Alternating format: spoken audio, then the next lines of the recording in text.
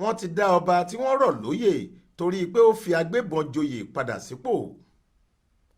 Ní báyìí àwọn aláṣẹ ìjọba ìpínlẹ̀ Zamfara níbi tí wọ́n ti gba oyè lọ́wọ́ Emir Aliyu Garba tó jẹ́ olórí ìlú Benin nípínlẹ̀ náà ti dá a padà fún un.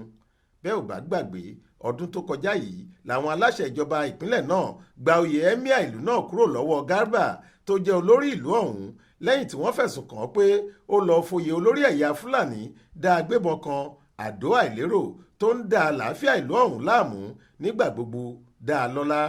Àtẹ̀jáde pàtàkì kan látọ̀dọ̀ akọ̀wé ìjọba ìpínlẹ̀ náà ọ̀gbẹ́ni Kabiru Balarabe sọ pé àwọn aláṣẹ ìjọba ìpínlẹ̀ ọ̀hún gbé ìgbésẹ̀ náà láti dá Emir Aliyu Garba padà sípò rẹ̀ lẹ́yìn tí wọ́n ṣèwádìí dáadáa lórí ẹ̀sùn tí wọ́n fi kàn án tí wọ́n sì fìdí ẹ̀ múlẹ̀ pé kò jẹ̀bi wọn rárá. Nínú àtẹ̀jáde náà làwọn aláṣẹ ìjọba ìpínlẹ̀ náà ti sọ pé lẹ́yìn ìwádìí ìgbìmọ̀ kan tí àwọn aláṣẹ ìjọba ìpínlẹ̀ náà gbé kalẹ̀ lórí ọ̀rọ̀ yìí ẹ̀rí tó dájú wà dáadáa pé Emir Aliyu Garba Marafa kò jẹ̀bi ẹ̀sùn tí wọ́n fi kàn án pé ó fi agbébọn kan àdó àìlérò jẹ́ olórí Fúlàní nílùú Benin.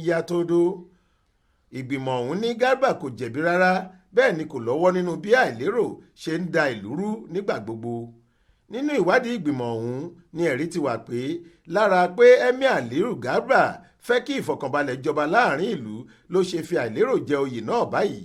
Lára àwọn ìletò àti agbègbè tí jàǹdùkú agbébọn àdó àìlérò máa ń dà láàmú nígbà gbogbo ní Benin tó wà lábẹ́ ìjọba ìbílẹ̀ Gúúsù nípínlẹ̀ náà.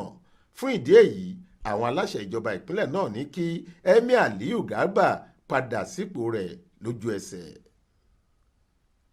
Adéwálé Adéoyè ló ṣàkójọ ìròyìn yìí fún iléeṣẹ́ tẹlifíṣàn Aláròye online. Faith Adébọ́lá ló kà á sétí ìgbọ́ yín.